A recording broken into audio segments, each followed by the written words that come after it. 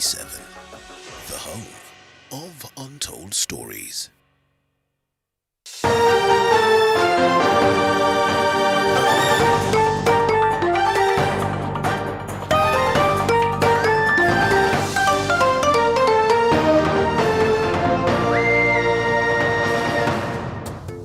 Welcome back to the program. Now, Kenyans across the country are being encouraged to embrace a riding culture in a bid to cut down transport costs and enhance physical fitness. Joanne Kimani has more. Members of the Kasarani cycling community in Nairobi, led by Kevin Njoroge, have adopted cycling while educating Kenyans on the need for the activity, highlighting that it will serve as a perfect solution for the current fuel crisis as well as countering lifestyle diseases. Cycling is very healthy. Actually, I would recommend a lot of people to come out and engage in cycling, especially when cycling to work. You see, if you work in a radius of about 10 to 20 kilometers, I believe there's no need for using a public matatu or your own means of transport. You can use the bicycle to commute to work. Kenya is really struggling right now with fuel issues. Petrol costs have gone up. As a mall, we'll be very happy if all our customers can come to this mall on bikes. In fact, we have created a place for bicycles and other cyclists to come and park. We will just look forward for the day the government will recognize this kind of means of transport and create for them, as this Kasarani team is saying, create for them a place where they can ride. Speaking at the Ananas Mall in Thika's Makongeni Estate, Njoroge also emphasized on the need to address the safety of cyclists on the road, observing that a number of them are knocked down and killed by motorists frequently.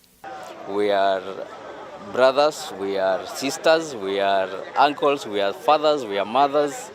And so basically all we do is we request other motorists to respect us as cyclists. You know, when you come across us, protect us, don't come hitting us on the roads. He further called on the government to channel more funds towards promoting professional cyclists and initiate programs that will propel it to global standards. Although the government is trying, we are not there yet. The government needs to do more because cycling has not yet gone international from Kenya. And we have very good cyclists on the road professionally, especially groups like from Kenyan riders. They have very well brought up groups. And I don't think the government is doing enough. A government should really encourage people to ride. We know other countries like China and the rest, so we read that they have lanes. People actually ride to work. How we hope that this new government that is going to come, or even this one that is just about to leave, or the one that is coming in August, is going to think about this and put it as part of their agenda. Joanne Kimani, TV47. The Public Service Commission has commended the public officers on the role they play in delivering of the government projects, adding that, as Commission said, they are citizen-centric and they want to see the entire public enjoy the public services. Now, speaking at Dhiba Dam in Kirinyaga County during a visit to the government projects accompanied by the team from Presidential Delivery Unit, that's the PDU, Commissioner Mary Muyanda and Andrew Ndambiri said that they are visiting various projects to see how they were done and ways of making delivery better. The project is complete. As you can see from behind you there, we have already started impounding water. We are at about 7 million cubic meters of water. The dam capacity is 15 million. So we have 8 million cubic of water to go. So the dam is complete. From down the spillway, I can already see, not the spillway, the outlet gates. I have seen water being released into the ecosystem for the farmers to use. So the dam is already in use. The Public Service Commission, particularly where we sit now, we are citizen-centric in approach. And what brings smiles to our faces is to see that the work done here already is going to bring that smile to the citizen. Like the Secretary has said, it is a whole government approach. And we had a lot of support from all the agencies that were involved, and that's why we were able to deliver this project on time. So I want to thank everyone else that we brought on board, the support that you gave us, and MDS and SAGAS that enabled us to deliver this project. The people of Mwea are going to be smiling because they have the water to be able to do their irrigation. You've already heard from PDU that we are not only doubling, I think it's almost tripling the issues of the acreage and rice irrigation, and also the production of rice. Trans Nzoia Agriculture CEC Mary Nzomo has said farmers might incur losses this time round during this season due to pest invasion that is being experienced in the region. A number of counties from the North Rift region and some parts of Western have experienced pest invasion for the last 3 months, with farmers calling on government intervention in combating the situation. In addition, the CEC, together with other stakeholders, have called on farmers to insure their crops against such eventuality. The leaders were speaking during a MOU signing between the county government of Trans Nzoia and Apollo Agriculture. There is need to worry because kuna wakulima wamepanda nyuma, na when the crop is very young, the damage is adverse. So tunaambia wakulima as soon as wakiona tu mdudu ama dalili ya mdudu wakuje. Si tumejaribu juu chini kupitia partnership with the national government kuleta madawa, na hata kupitia department pia tuko na mpango wa kuleta more chemicals. So saa hii pia chemicals bado ziko na tunaendelea kupea wakulima. Kama Apollo kuna ile bima ambayo tunafanya nayo inaitwa Area Yield Index, na tunashirikiana na kampuni kama Pula na APA. Kila agroecological zone ni sehemu ambayo iko na tunasema uniform weather condition. Kama Trans Nzoia tuko na agroecological zone 3, na kila agroecological zone iko na area production record ile imewekwa. So kwa mfano tuseme kwa agroecological zone nikiangalia kama Kirinyaga tuko na agroecological zone inaitwa number 30. So kwa ile hectare tunasema mkulima anafaa kutoa 10 tons, yeah. Wakati tunafanya crop cut, tukienda tupate kwamba mkulima alitoa kama 8 tons kwa hectare moja, inamaanisha kwamba alipoteza 20% ya ile mazao alifaa kuvuna. So sisi kama Apollo vile tunafanya, ile 20% pia inakuwa reduced kwa package price. Kama mkulima alifaa kulipa 20,000, inakuwa minus 20% ya ile package price. Azimio leaders from Kilifi County have asked the Ethics and Anti-Corruption Commission to stop any attempt by the Kilifi County government to release 1.1 billion shillings as legal charges for some legal firms offered the devolved government, led by ODM Kilifi gubernatorial nominee Gideon Mungaro. The leaders have said that they not only want EACC to question the payments, but also stop the processing of the funds, which is allegedly unlawful and corrupt. Huyu wanataka kulipwa hizo pesa ni wale watu wapaa wameiba hii county miaka 10, hata vile wanaenda nyumbani wanataka waibe tena pia ndio waende. Kwa hivyo pesa zisimamishwe zisilipwe mpaka tuchunguze zilikuwa ni pesa za nini. La kwanza, wewe unajua hizo pesa nataka kulipwa mawakili zaweka maji hii Kaloleni yote na Rabai. Iko tetesi kwamba baadhi ya wale maafisa ambao wanachunguza ufisadi wa Kilifi wamepewa hongo na hawawezi kufanya nini kuwashika wale ufisadi wa Kilifi.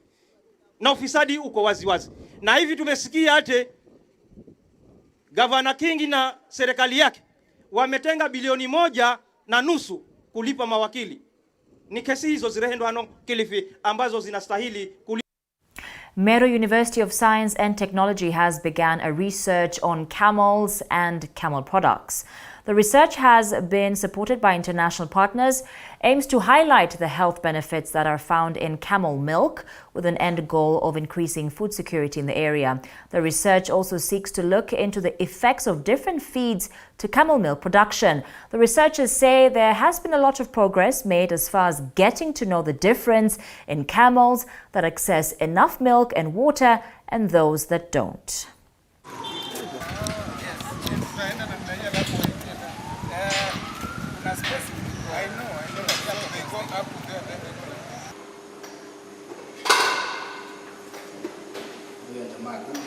The research that we are doing is on camel milk and camel meat, and we are trying to find out whether if we supplement the feed that the camels are eating in the field with a formulated ration, the animals can survive and also become more productive. And this is because camels are good, they are resilient, but sometimes they are affected so much by the drought. And when feeds are scarce, that is when we have inter-community crashes, because they are let out to graze in the field because of lack of alternative.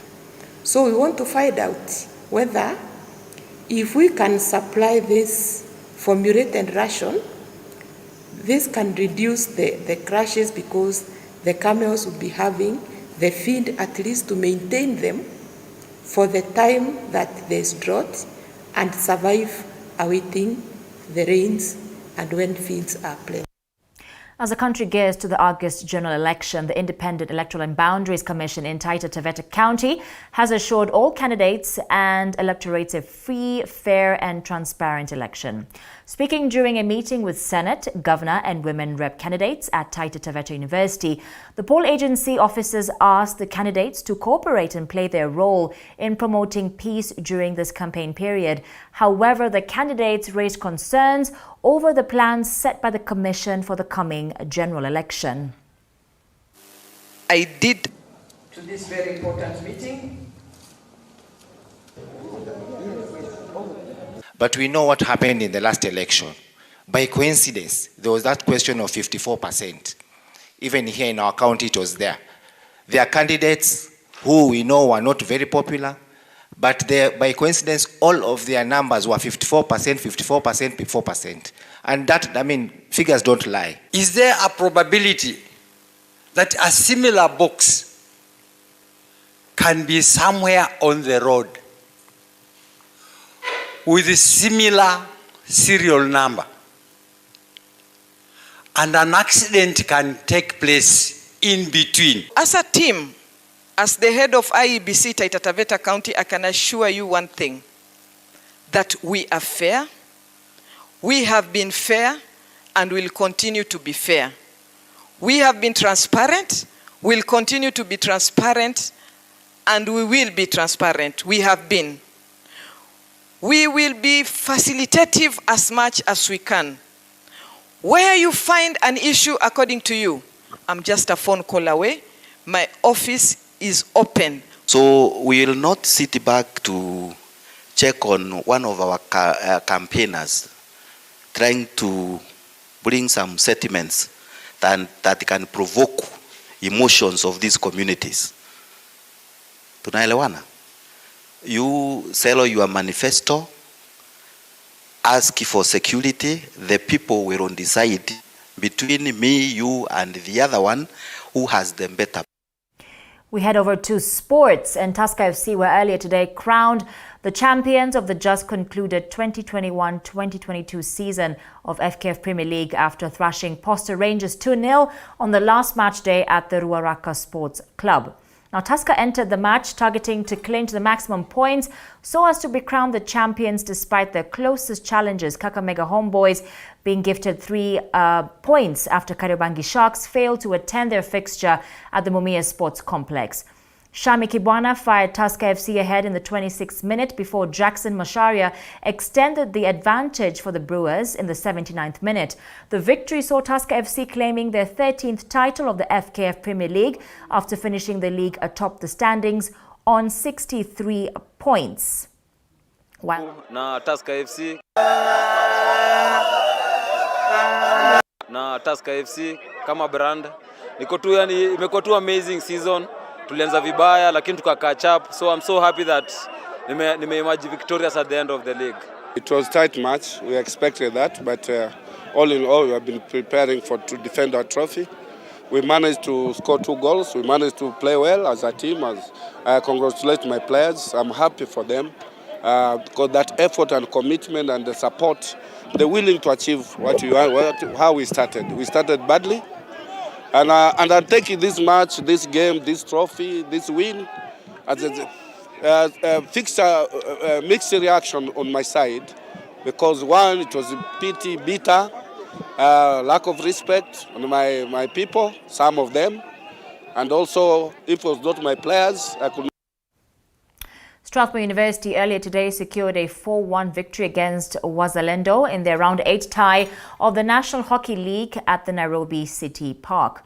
Nicholas Mushiti opened the scoring for Strathmore in the first quarter before Brian Gitau added the second goal for the Scholars in the third quarter, while Sir Cliff Osangi managed to pull one back for Wazalendo in the fourth quarter. Brian Ogeche and Gideon Mshindi scored the third and fourth goals for Strathmore in the victory as they climbed up to third in the league standings on 13 points, level with Wazalendo, who dropped to fourth.